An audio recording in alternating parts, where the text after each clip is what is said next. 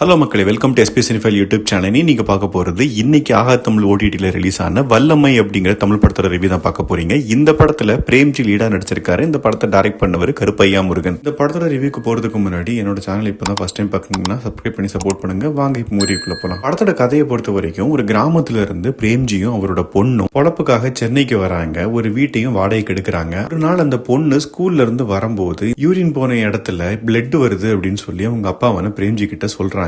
அவரும் டாக்டர் கிட்ட கூட்டிட்டு போக அந்த பொண்ணை யாரோ மிஸ்பிஹேவ் பண்ணிட்டாங்க, ஏதோ ஒன்னு கலந்து கொடுத்து அப்படிங்கிற மாதிரி டாக்டர் சொல்றாங்க. சோ இந்த விஷயத்தை கேள்விப்பட்டு ரெண்டு பேருமே ரொம்ப ஷாக் ஆறாங்க. அந்த பொண்ணுக்கும் இந்த நியூஸ் தெரிய வந்துருது. இந்த விஷயத்தை தெரிஞ்சுக்கிட்டு இவங்க ரெண்டு பேருமே தோண்டு போகாம குறிப்பா அந்த பொண்ணு அது யாருன்னு கண்டுபிடிச்சு அவனை நம்ம கொலை பண்ணணும் அப்படிங்கிற மாதிரி சொல்றாங்க. அதுக்கான அடுத்த கட்ட நடவடிக்கையும் எடுக்க ஆரம்பிக்கிறாங்க. இவங்க நினைச்சது நடந்துதான் என்னங்க அப்படிங்கிறது தான் இந்த படத்தோட மிச்ச கதை. இது ஒரு டிராமா ஜானர். இப்ப இந்த படத்தோட பாசிட்டிவ்ஸ் அண்ட் நெகட்டிவ்ஸ் பார்க்கலாம். முதல் பாசிட்டிவ் தோன்றது, இப்ப நம்ம சமூகத்துல இந்த மாதிரி விஷயங்கள் ரொம்ப சர்வசாதாரணமா நடக்குது. அந்த ஒரு விஷயத்த ரொம்ப போல்டான ஒரு ஆங்கிள் எடுத்திருக்காங்க டைரக்டர். நிறைய பேர் இந்த ஒரு விஷயத்தை கேள்விப்பட்டு உடஞ்சு போய் வேற ஒரு ஊருக்கோ வேற ஒரு இடத்துக்கோ மாறி போயிருவாங்க. ஆனா இவங்க அப்படி இல்லாம அது யாருன்னு கண்டுபிடிச்சு மேற்கொண்டு இந்த மாதிரி விஷயங்கள் வேற எந்த பொண்ணுக்கும் நடக்கக்கூடாது அப்படிங்கிற மாதிரி ஒரு விஷயத்த பண்றாங்க. இது ஒரு பெரிய பாசிட்டிவா இருக்குது இந்த படத்துக்கு. அண்ட் படத்துல சில டைலாக்ஸும் நல்லா இருக்குது. இதெல்லாம் தான் இந்த படத்தோட பாசிட்டிவ்ஸ். இப்ப நெகட்டிவ்ஸ் பார்க்கலாம். எனக்கு முதல் நெகட்டிவா தோன்றது, ஆக்டிங்கை பொறுத்த வரைக்கும் பிரேம்ஜி ஒரு மாதிரி நேச்சுரலான ஆக்டிங் கொடுக்க ட்ரை பண்ணிருக்காரு. பட் ஆனா நிறைய இடங்கள்ல ரொம்ப ஆர்டிபிஷியலா தெரியுது. குறிப்பா எமோஷனல் சீன்ஸ் எல்லாமே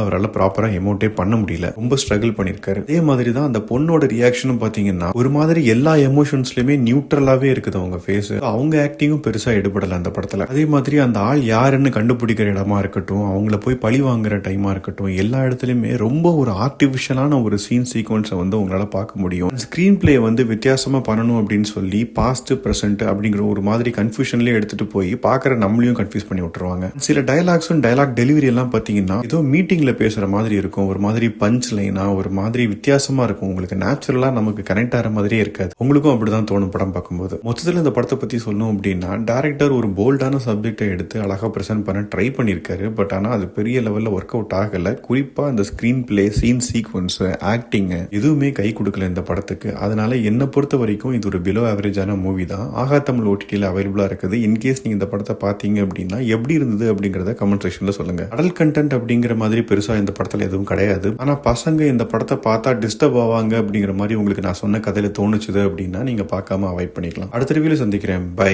டேக் கேர்.